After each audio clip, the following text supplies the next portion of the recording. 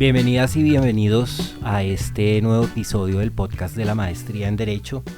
Hoy yo me siento particularmente feliz con nuestra invitada porque yo creo que es una de las voces más autorizadas en nuestro país para hablar del tema que hemos venido discutiendo en los distintos episodios y son las relaciones entre la práctica profesional del derecho y la teoría y la investigación jurídica.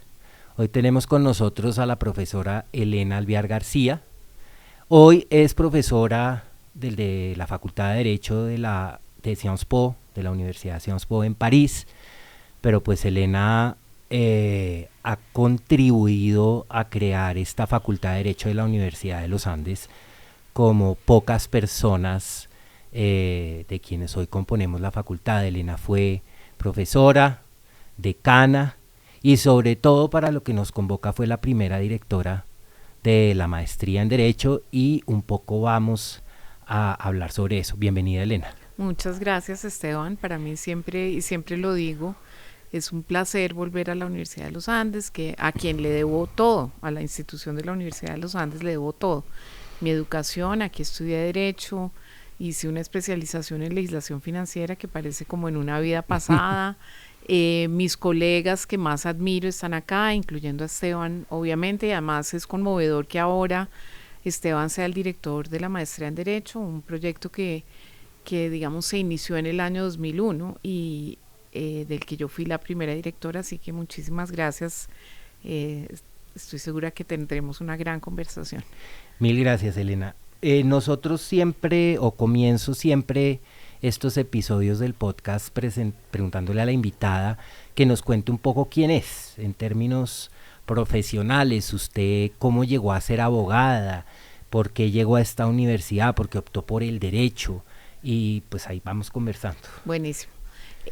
Pues yo, es una cosa como muy interesante y en realidad un poquito relacionada con la maestría, porque cuando yo recuerdo perfectamente el momento en el que tomé la decisión de estudiar Derecho, tenía como unos 12 años y en el colegio nos pusieron a leer Matar a un ruiseñor. Y yo pensé, yo quiero ser esta abogada, quiero ser esta persona que puede lograr que el mundo, o por lo menos tiene el ideal de volver el mundo un lugar más justo. Y bueno, seguí estudiando en el colegio, pero siempre tuve la certeza de que lo que quería estudiar era Derecho.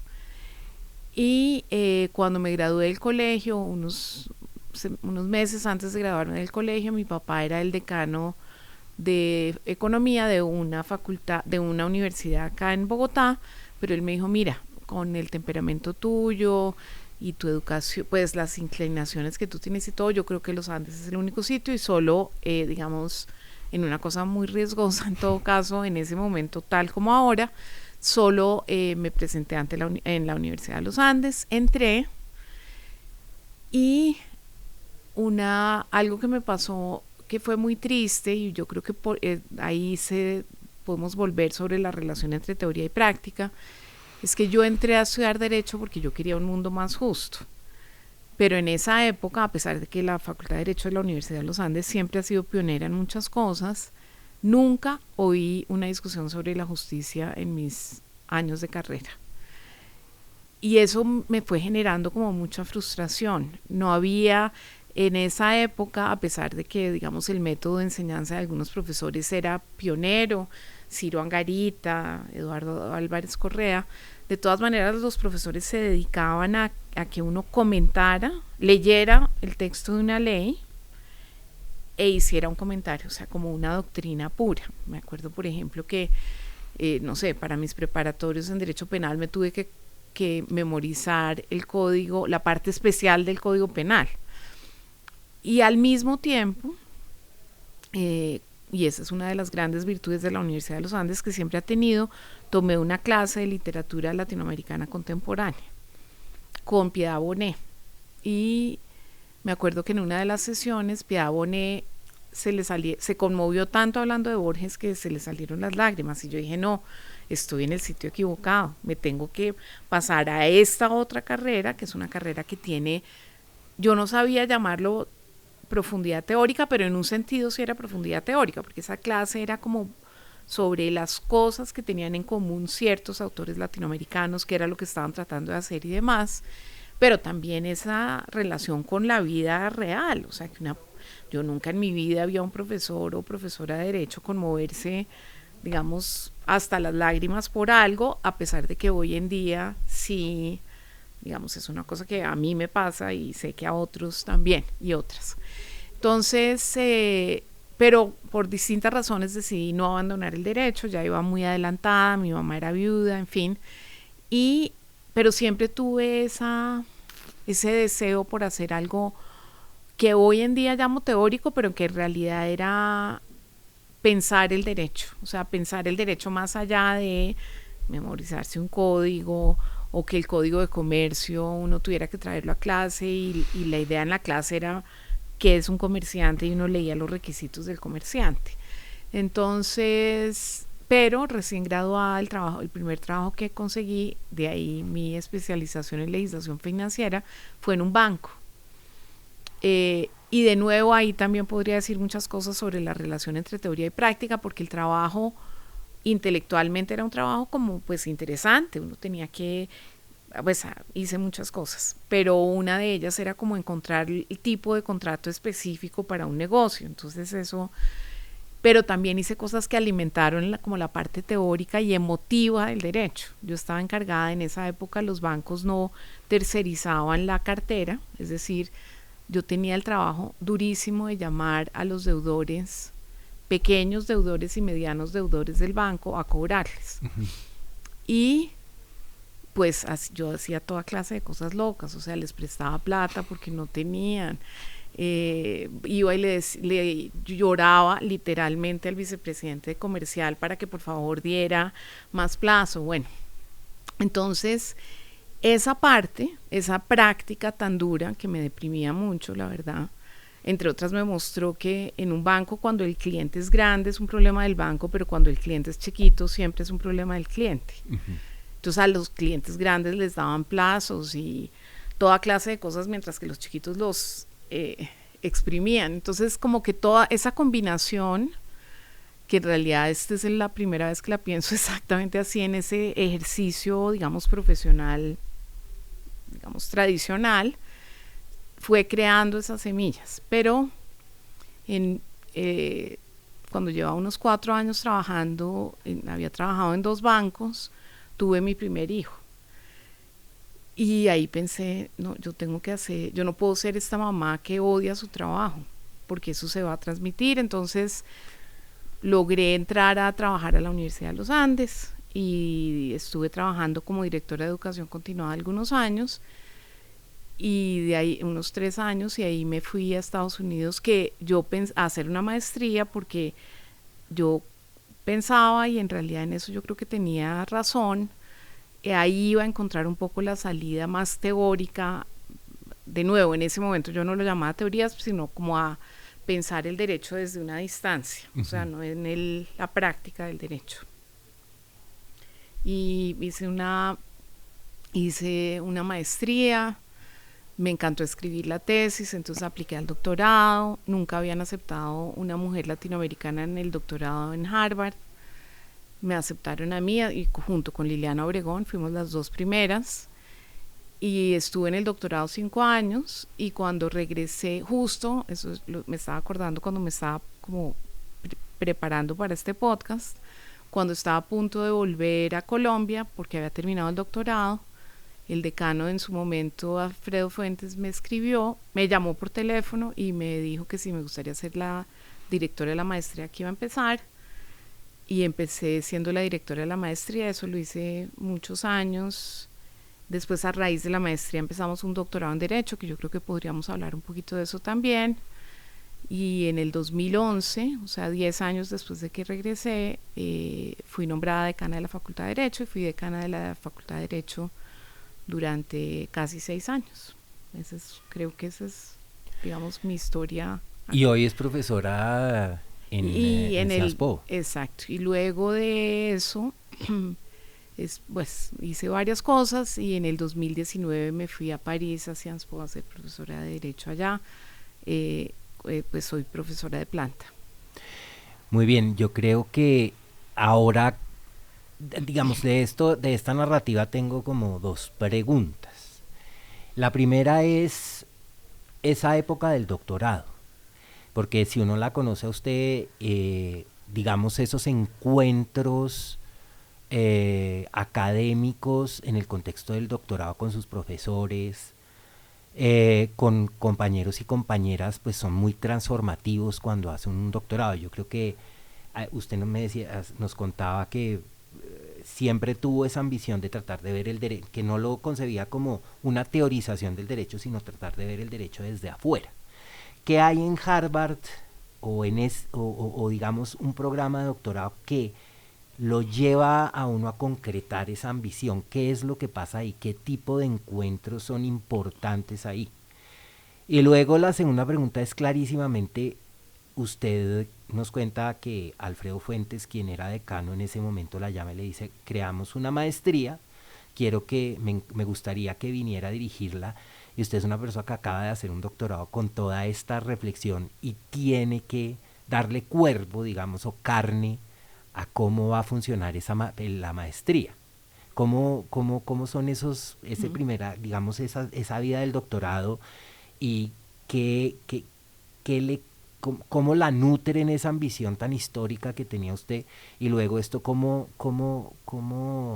digamos toma cuerpo al momento ya de darle carne o de poner a funcionar la maestría? Pues son dos preguntas muy interesantes. Yo diría que la primera, y de nuevo, digamos, esta es como una reflexión desde ahora, ¿no? O sea, hay ciertas cosas que yo podría haber dicho en su momento, pero como que ahora mirando hacia atrás es la reflexión que viene.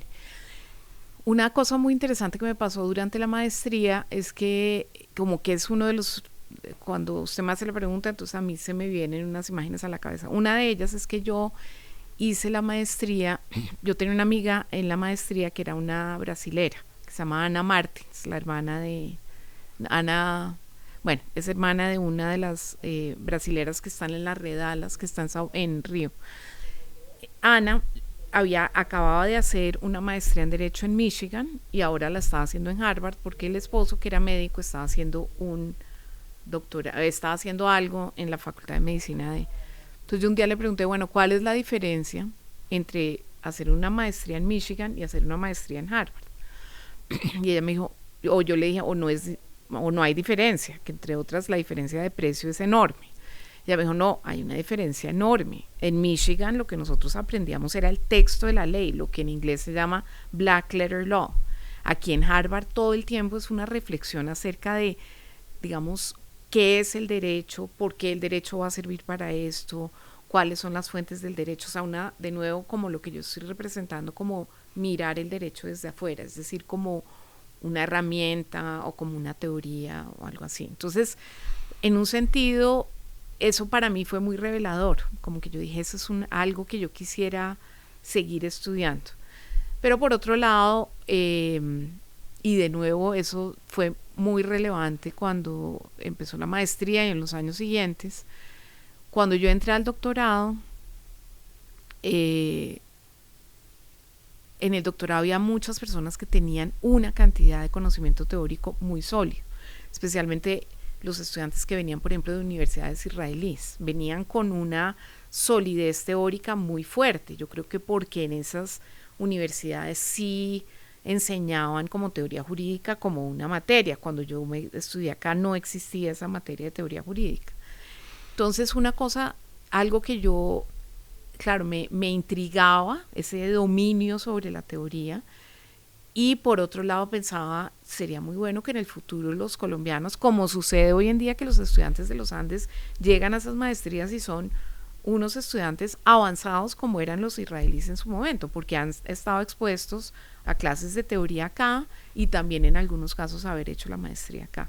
Entonces, pero además, yo escribí mi tesis con Duncan Kennedy, que le había dedicado en realidad su vida académica a pensar el derecho, y a pensar el derecho en una pregunta muy bonita que él hace en ciertos textos, pero Robert Gordon, el otro miembro de los estudios críticos del derecho, dice, y es, nosotros estábamos interesados en entender por qué el derecho no había logrado transformar la sociedad. ¿Qué era lo que estaba pasando ahí? Y a mí se me hacía que esa era la pregunta perfecta para hacerse en un contexto como el contexto colombiano. Entonces yo creo que haber estado en ese ambiente, digamos, con Duncan, pero también con David Kennedy, a quien admiro cantidades, con Lucy White, era como un momento en el que había unos teóricos progresistas, porque la Escuela de Derecho de Harvard siempre ha tenido teóricos, pero en este momento son mucho menos progresistas de lo que eran en el año 1997 cuando yo empecé el doctorado. Y además, también siempre lo he dicho, pues un grupo de estudiantes privilegiados. Hoy en día uno de mis compañeros de derecho es el decano de Derecho de Tel Aviv, y bueno, unas personas que han sido Máximo Langer, que está en UCLA, y bueno, muchos amigos y amigas que, bueno, y amigas de los Andes. Isabel Cristina hizo el doctorado en Harvard. Entonces toda esa reflexión fue muy importante para entender si uno quería un resultado progresista del derecho a través de la enseñanza, qué era lo que tenía que hacer. Y por eso esa experiencia del doctorado fue muy importante. Cuando llegué a dirigir la maestría en Derecho, como que, y de nuevo, esto es algo que se me vino a la mente en preparación para este podcast, me enfrenté como a 2 o 3 como dificultades. La primera es que una cosa es pensar una maestría en Derecho, como, bueno, esto es lo que hay que hacer, estos son los cursos que hay que... Y otra cosa es pensar una maestría en Derecho en un aparato administrativo de esta o cualquier universidad. Es decir, cuáles son las... Por ejemplo, la primera vez que abrimos la maestría en Derecho, la primera vez que la ofrecimos no se pudo abrir porque no había lo que siempre me torturó, y es el punto de equilibrio. Es decir, no se inscribieron el suficiente número de estudiantes para que la maestría fuera viable.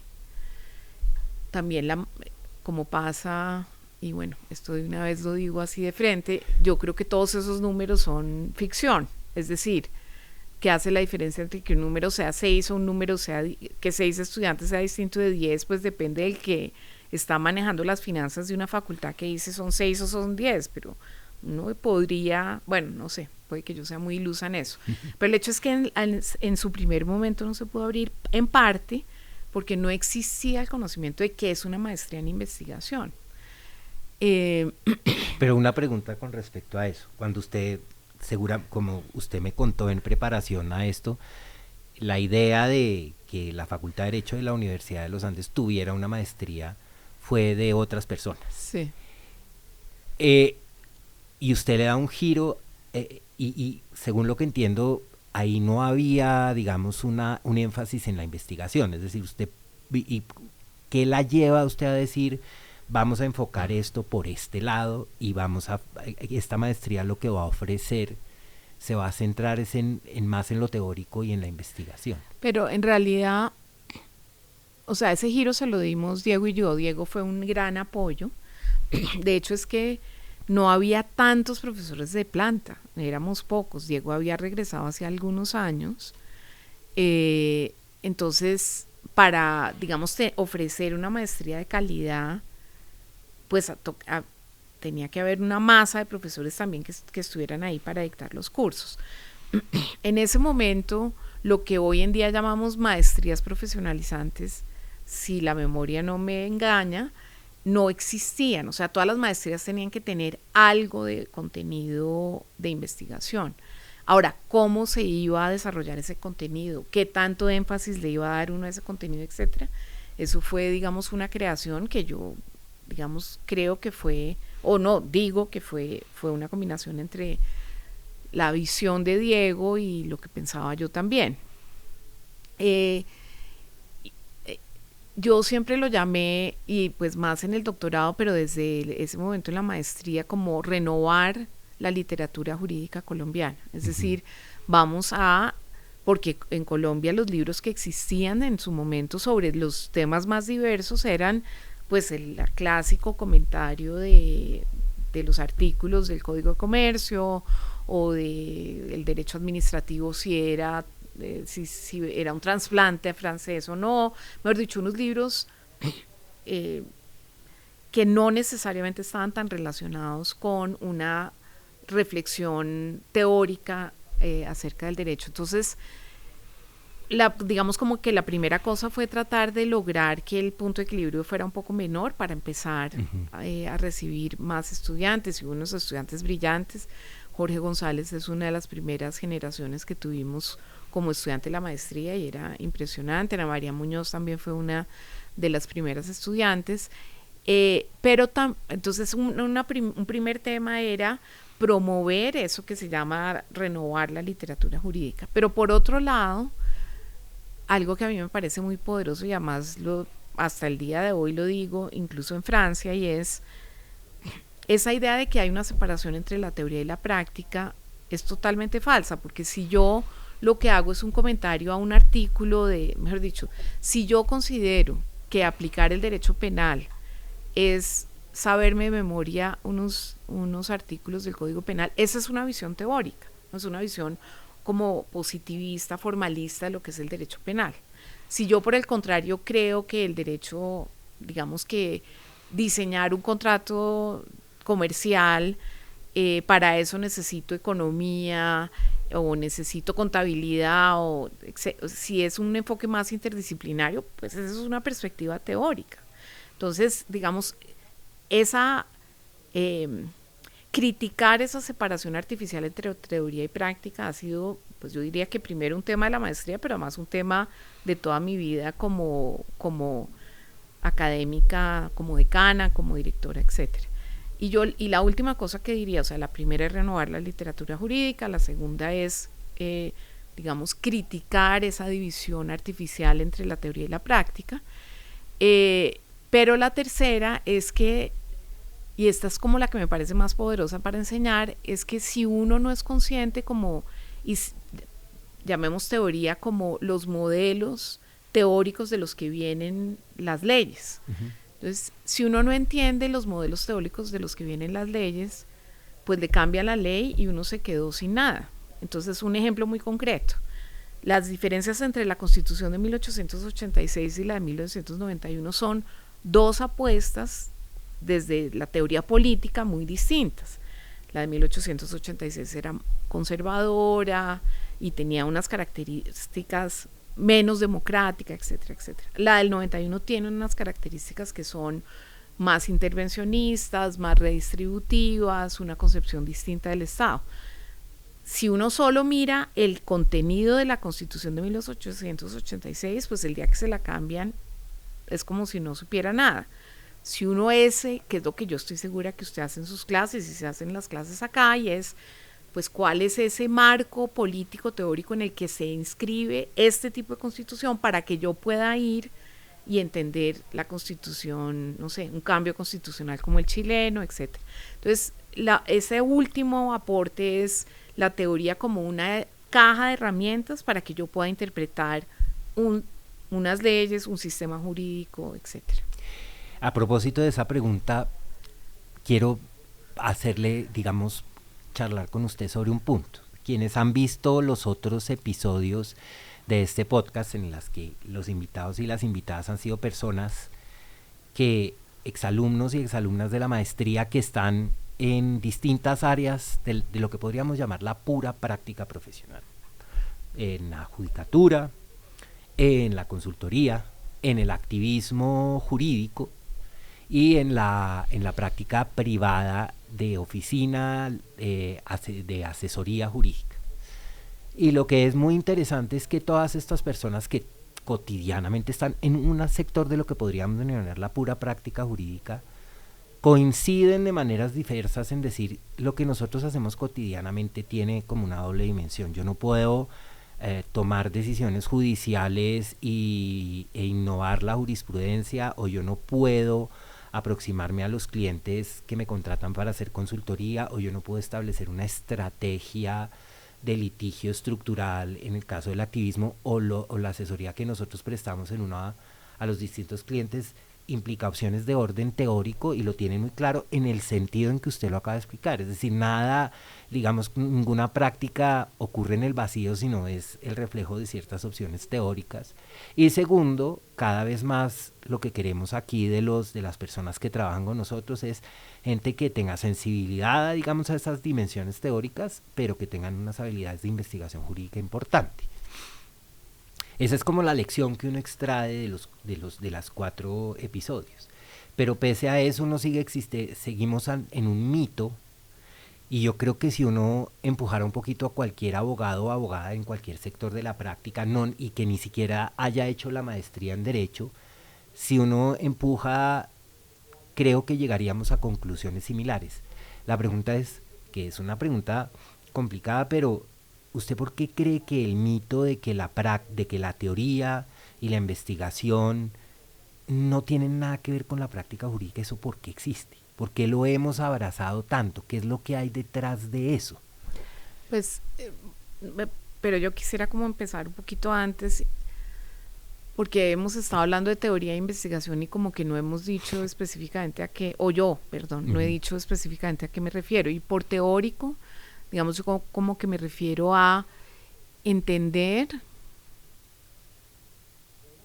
las inclinaciones o la inclinación ideológica de un sistema jurídico, por ejemplo. Entonces, no sé, un tema al que me he dedicado mucho tiempo de mi vida es acceso a la propiedad. Y en el año 1994, si no estoy mal, yo no soy muy buena con no me acuerdo, o 2004 tal vez, se hizo una gran reforma a cómo se manejaba el tema de tierras en Colombia. Ese cambio fue un cambio de un intervencionismo a un neoliberalismo. Entonces, digamos, como una primera definición de teoría es cuál es el modelo ideológico o político al que corresponde un sistema legal.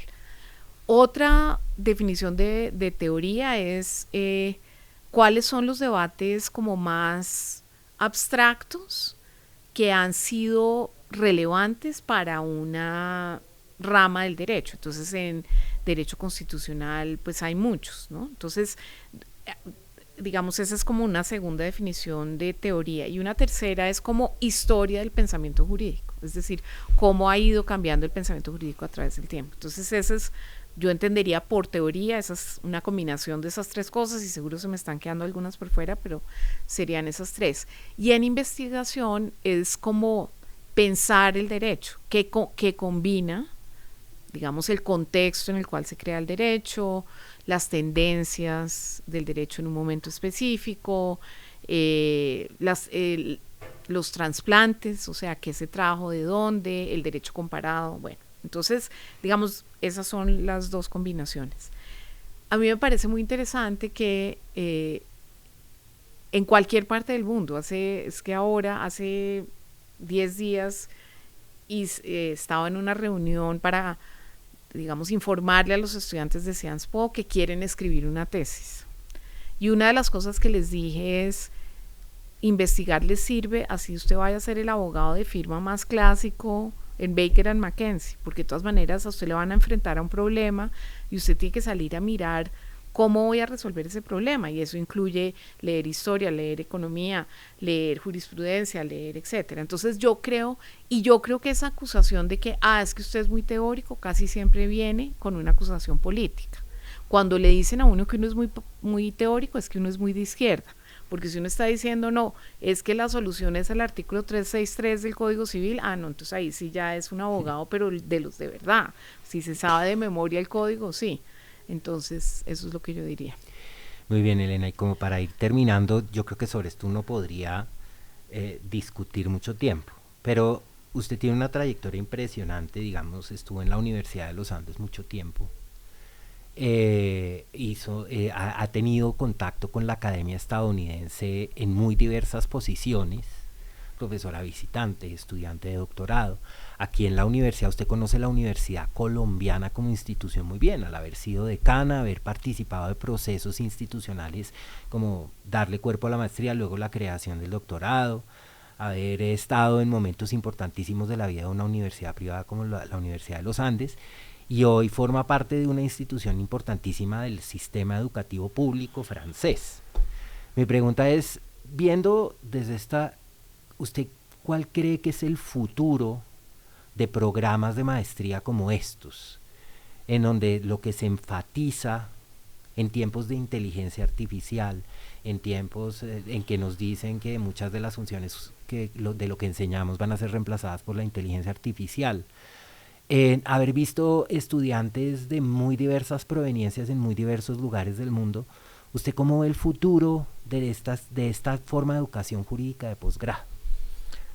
Pues yo creo que es la única, preciso, mejor dicho, porque yo creo que, claro, la inteligencia artificial podrá escribir un contrato, pero decidir, digamos, el diseño particular de un contrato con digamos, con la parte afectiva, volvamos a la parte afectiva, o sea, claro, no sé, la cartera puede una llamada, de hecho yo recibo llamadas, no de cartera, pero en mi teléfono todo el tiempo llamadas automatizadas del banco.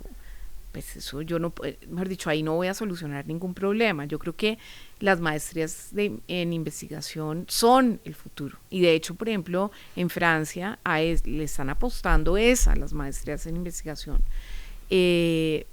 La tecnología a mí me parece que es muy buena. Yo no estoy diciendo que no, digamos, me opongo a esas personas que dicen, no, es que el mundo era mejor antes. No, la historia de la humanidad es cambios tecnológicos. Pero uno también tiene que saber cuáles son las límites, mejor dicho, dónde esos cambios tecnológicos ayudan, dónde son un obstáculo y dónde pueden, digamos, prometer horizontes que son mejores. Mi hijo es ambientalista y le mandé un artículo hace 2 o 3 días sobre el uso de, no sé si exactamente la inteligencia artificial, pero cómo es de importante, en parte es el uso de los códigos para detectar dónde hay unas especies en vías de extinción, o sea, de una manera mucho más precisa. Pues esas son maneras en las que uno puede poner la tecnología a trabajar para temas que son más importantes, más profundos. Entonces yo creo que el futuro es la maestría profesionalizante. Hay ciertas cosas que puede reemplazar, pero yo creo que una combinación, y no nos debería asustar la tecnología, pero para nada creo que deberíamos pensar que la tecnología va a reemplazar todo. Digamos, eso es, pues de pronto, no sé, lo veré en mi vida, pero no creo. Muy bien. Elena, muchísimas gracias. No. Invitada de lujo. Muchas gracias por haber venido a compartir con nosotros. Gracias, Esteban, por todo. Muchas gracias a todas y todos.